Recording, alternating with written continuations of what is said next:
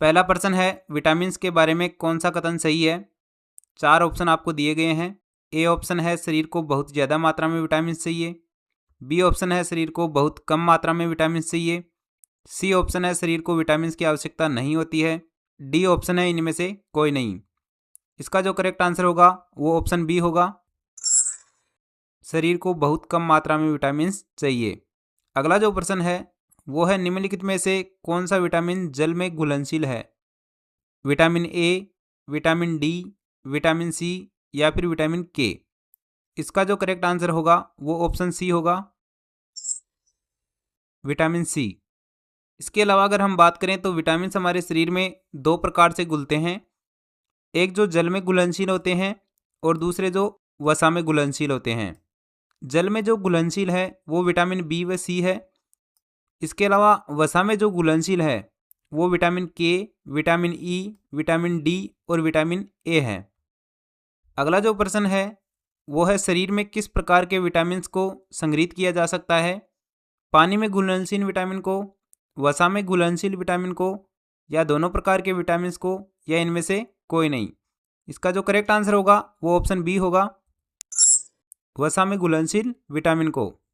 अगला जो प्रश्न है वो है निम्नलिखित में से कौन सा विटामिन वसा में घुलनशील है। Vitamin B, vitamin C, vitamin D या फिर विटामिन बी12 है। तो अभी हमने देखा था विटामिन के, विटामिन ई, विटामिन डी और विटामिन ए वसा में घुलनशील है। तो इसका जो करेक्ट आंसर होगा वो ऑप्शन सी होगा, विटामिन डी। अगला जो प्रश्न है वो है सूची ए का मिलान सूची बी से करें। सूची ए में विटामिन के नाम दिए हुए हैं और सूची बी में उनके वैज्ञानिक नाम दिए हुए हैं। बात करते हैं विटामिन ए का जो वैज्ञानिक नाम है वो रेटिनॉल है, तो पहला दूसरे में कनेक्ट होगा। उसी प्रकार जैसे विटामिन बी1 का जो नाम है वो थायमीन है, तो दूसरा चौथे में कनेक्ट होगा। उसी प्रकार विटामिन सी का जो वैज्ञानिक नाम है वो एस्कॉर्बिक अम्ल है, तो ये पहले में कनेक्ट होगा। इसके अलावा जो विटामिन डी है उसका वैज्ञानिक नाम कैल्सिफिरोल है, तो तीसरे में ये कनेक्ट हो जाएगा। इस प्रकार का जो मिलान है वो ऑप्शन ए में है, तो इसका करेक्ट आंसर ऑप्शन ए होगा। अब हम बात करते हैं कुछ विटामिन और उनके वैज्ञानिक नाम की। जैसे विटामिन ए का जो वैज्ञानिक नाम है वो रेटिनॉल है। उसी प्रकार विटामिन बी का वैज्ञानिक नाम थायमीन है। विटामिन सी का वैज्ञानिक नाम एस्कॉर्बिक अम्ल है। विटामिन डी का कैल्सिफेरोल है। विटामिन ई का टोकोफेरोल है। विटामिन के का जो वैज्ञानिक नाम है वो फाइलोक्विनोन है। इसी प्रकार बी कॉम्प्लेक्स के हम वैज्ञानिक नाम की बात करते हैं। जैसे बी1 का थायमीन होगा, बी2 का राइबोफ्लेविन होगा, बी3 का नियासिन होगा, बी5 का पेंटोथेनिक अम्ल होगा, बी6 का पायरोडोक्सिन होगा, बी7 का बायोटीन होगा और बी9 का फोलिक अम्ल होगा और बी12 का साइनोकोबालमिन होगा। अगला जो प्रश्न है वो है निम्नलिखित में से कौन सा विटामिन ए का अच्छा स्रोत है।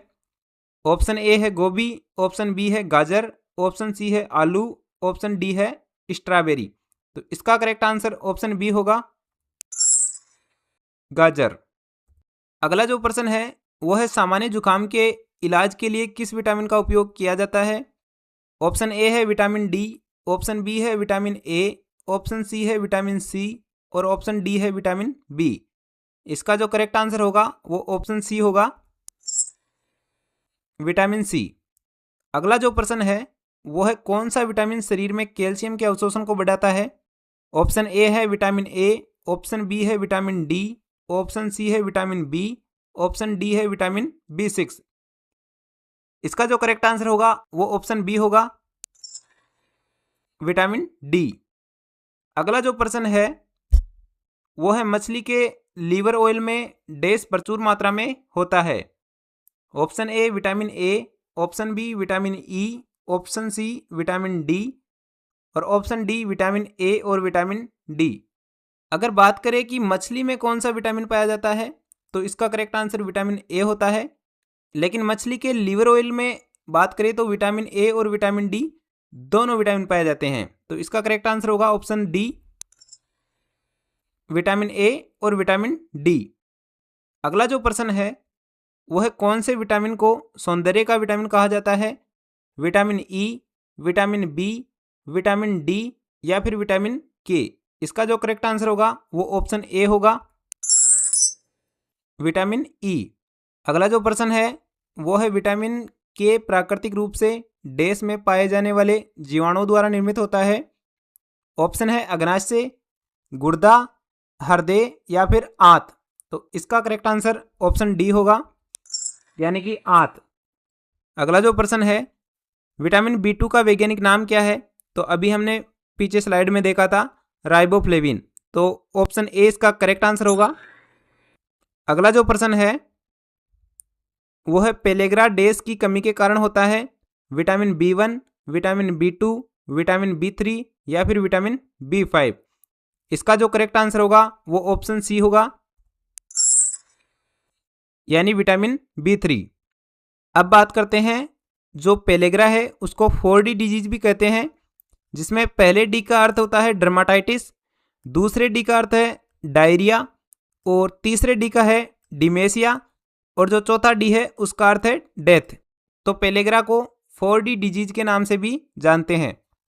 अगला जो प्रश्न है वो है कोबाल्ट किस विटामिन में पाया जाता है? B12 में, B3 में, B9 में या फिर B5 में। इसका जो करेक्ट आंसर होगा वो ऑप्शन ए होगा, यानी B12 में। अगला जो प्रश्न है वो है कौन सा विटामिन यीस्ट में प्रचुर मात्रा में पाया जाता है? Vitamin B, vitamin C, vitamin K या फिर विटामिन ए। इसका जो करेक्ट आंसर होगा वो ऑप्शन ए होगा, यानी विटामिन बी। अगला जो प्रश्न है निम्नलिखित में से कौन सा एक कैल्शियम का स्रोत नहीं है? ऑप्शन ए है पनीर, ऑप्शन बी है कोलार्ड ग्रीन्स, ऑप्शन सी है अंजीर, ऑप्शन डी है गाजर। तो इसका जो करेक्ट आंसर होगा वो ऑप्शन डी होगा, यानी गाजर। अगला जो प्रश्न है वो है थायरोक्सिन हार्मोन के उत्पादन के लिए थायराइड ग्रंथि को किस तत्व की आवश्यकता होती है? कैल्शियम की, आयोडीन की, कार्बन की या फिर नाइट्रोजन की।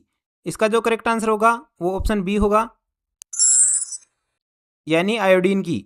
अगला जो प्रश्न है पित्त नली के अवरुद्ध होने पर व्यक्ति में किस विटामिन की कमी होने की संभावना सबसे अधिक होती है? Vitamin B1, vitamin B2, vitamin B5 या फिर विटामिन B12। इसका जो करेक्ट आंसर होगा वो ऑप्शन डी होगा, यानी विटामिन B12। अगला जो प्रश्न है वो है विटामिन की खोज किसने की थी? कैसिमिर फंक, जिसे सी फंक भी कहते हैं, हॉपकिंस, मैकुलन या फिर पास्चर ने। इसका जो करेक्ट आंसर होगा वो ऑप्शन ए होगा, यानी सी फंक ने। उम्मीद करता हूं आपको ये वीडियो पसंद आया होगा। पसंद आया हो तो आप इस चैनल से जुड़ सकते हैं। धन्यवाद।